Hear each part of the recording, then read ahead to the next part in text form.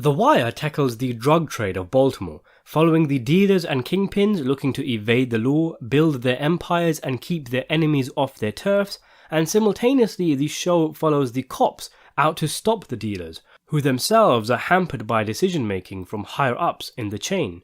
The Wire explores the city's bureaucracies, institutions, politics, education system and the media, highlighting how all of these elements keep the drug trade ticking and ensure no real long-term changes are ever made to tackle the war on drugs and street crime.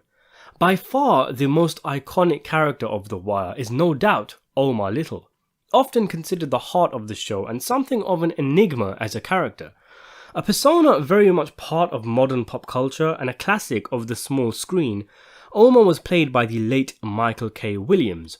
He is a notorious stick-up man, but with the code he lives by, unconventionally avoids taxpayers and civilians. Essentially, he robs drug dealers, those already in the game, and he's already developed a legendary reputation doing this before the show even starts, with the hoppers and corner boys afraid of his name alone, and kingpins like Proposition Joe, Avon Barksdale and Marlo Stanfield constantly wary of him, since he's such a thorn in their side. In fact, both Avon and Marlo put bounties on Omar's head, and in spite of throwing their weight at Mr. Little, are never successful at taking him out. Omar has made a living robbing drug dealers for more than 15 years. As he says, he stays alive one day at a time. In spite of being highly intelligent, with suggestions that he had a decent level of education compared to most in the game, and being skillful in surveillance and shootouts, you do get the sense, watching The Wire, that this character is destined to die someday, going out all guns blazing in a robbery gone wrong, or maybe being hunted down by an enforcer of one of the drug kingpins.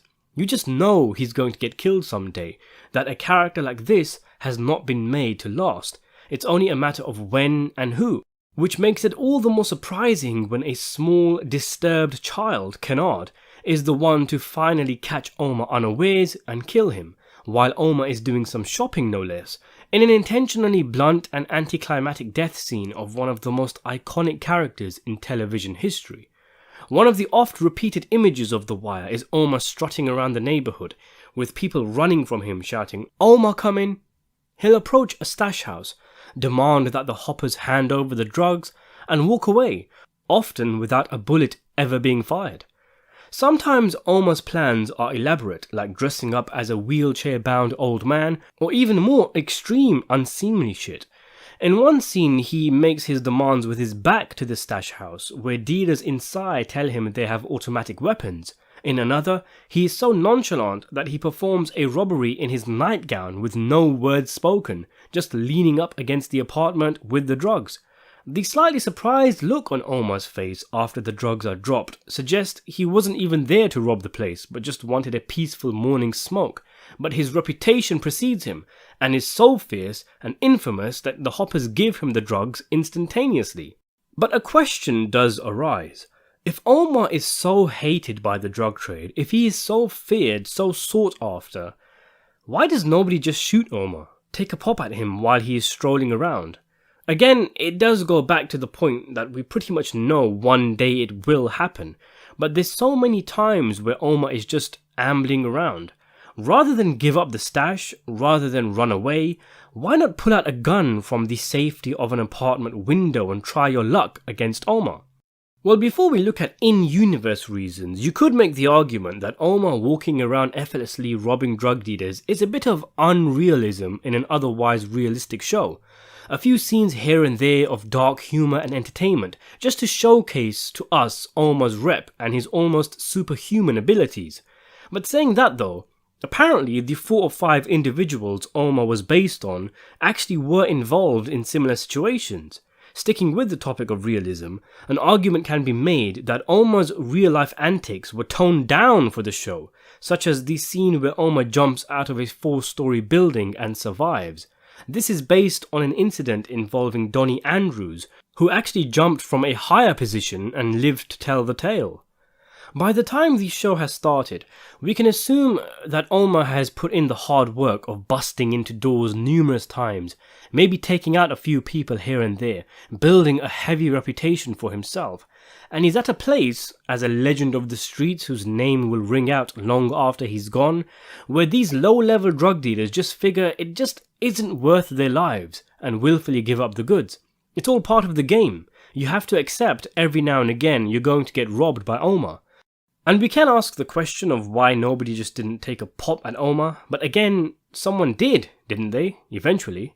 But I'm more concerned here with the scenes of Omar walking around, in clear view of anyone who could have had a gun and had a clear shot at Omar.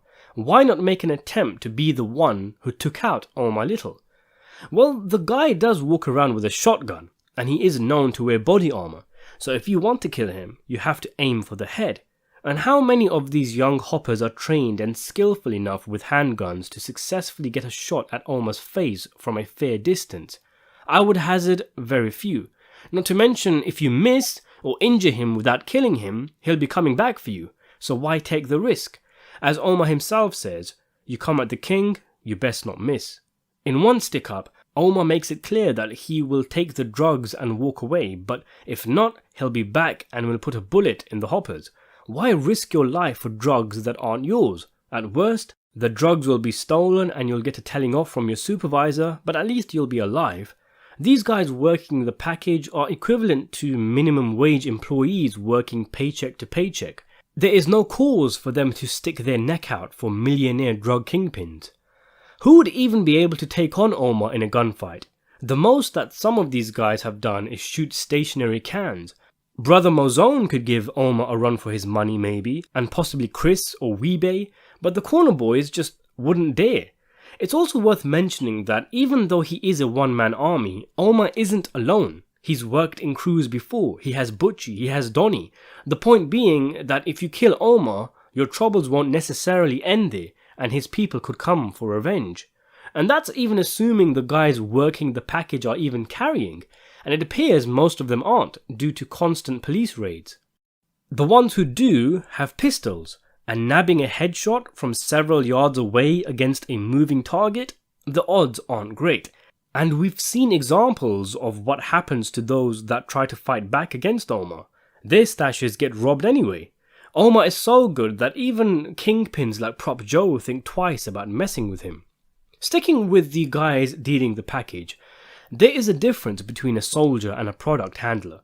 The enforcers are armed, but they are far and few between because they can bring down a whole organization if they flip, so only a few trusted, highly paid people with a certain mindset are part of this elite group.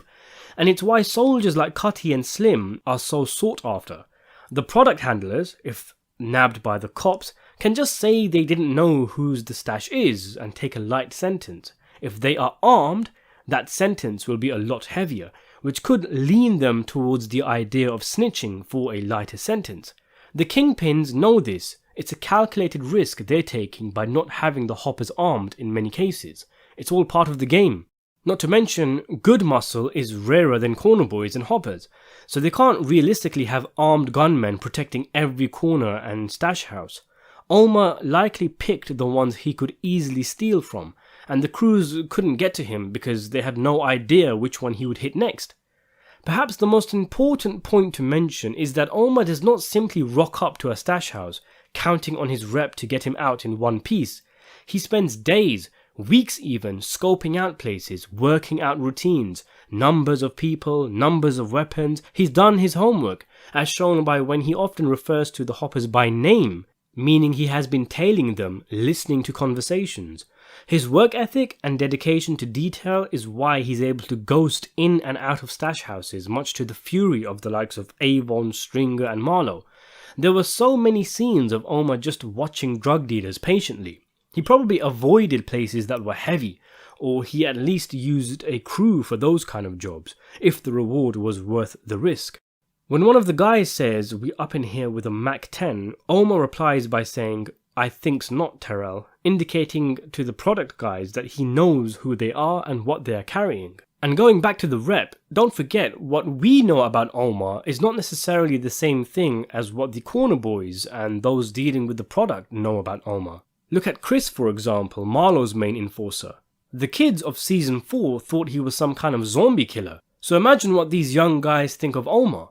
In Marlo's last scene, 2 of the corner boys talk about Omar, and much of what they say is embellished and exaggerated. Think to the scene of where Cheese reports to Prop Joe after Omar steals their stash. Cheese talks about a woman pulling out a weapon out of her private parts, and the way he talks about Omar, you'd think he had a military crew with him. Also, looking at the issue by saying, how could Omar survive for so long, is looking at it the wrong way. Some criminals are extremely bold and have crazy stories to tell. Omar's story is being told because it's so amazing. That's why his story is in the show. It's not necessarily a case of plot armor, because the show is taking from incredible real-life events and people who defied the odds for longer than usual, and from there developed a larger-than-life reputation, where his reputation, Omar, carried the robberies as much as the shotgun did. There's probably 1,000 Omars who have tried the same thing and been killed on their first robbery. This character is supposed to be incredible and difficult to believe, because sometimes the truth is stranger than fiction. So why do you think nobody just shot Omar? Let me know in the comments below, and subscribe to the channel. Before we end, I just want to thank my sole patron, Andrea Millington, and also my channel members, the new Ongoam24, Rikers, and Michael Awatwi. If you want early access to videos and exclusive videos, consider becoming a channel member, and thanks for watching.